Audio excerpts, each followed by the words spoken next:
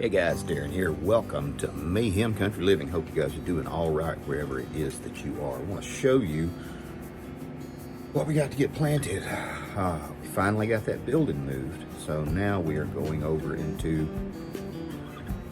getting the garden set up. I really couldn't put anything because we were going to have to move the front end loader all the way around the building.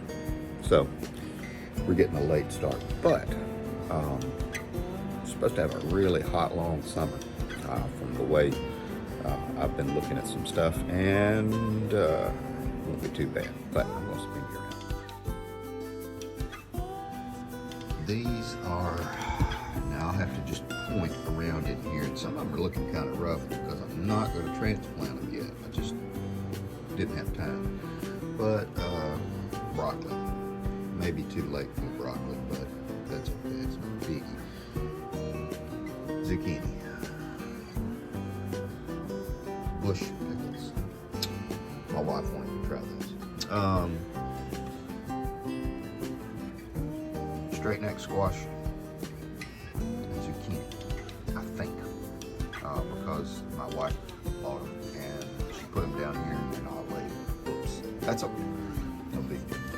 I did more of our heatless jalapenos. These are all herbs. This is basil, oregano, and thyme, as well as some heirloom peppers that I always grow for a friend of mine from seed. I've already transplanted these. These are the ones that didn't make it, or I'm wasn't going to use. I'm going to recycle all that dirt because that's really good dirt. This is all of the rosemary that I transplanted from cuttings. Now, I've had that one plant for 3 years now, and we've got another 30 cuttings this year, and I've already got them parceled out to give away. These two flats are going to people. These are the bread and salt tomatoes, as well as these are the bread and salt tomatoes, and we should have plenty of them. Again, those are more of the bread and salt tomatoes, and I just, like I said, I got to get them out because, well, that tomato is already starting to get long and leggy. That's really not a problem because I'm going to bury it halfway in the ground, dig a trench, lay it in there, and so you'll only have this much coming up and give it a really nice root system. Other peppers, I've already got some planted outside. Way it is with all the dirt work and everything we're having done around here, we're just getting a late start. So some of these are gonna die, the way it is. Because I'm still having topsoil delivered on top of all that new land we got cleared off. More coming.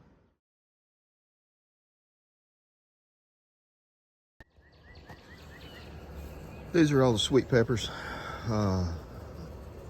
The sweet banana peppers, as well as the heatless jalapenos. Got lemon balm, dill coming back, as well as a lot more dill along the back there.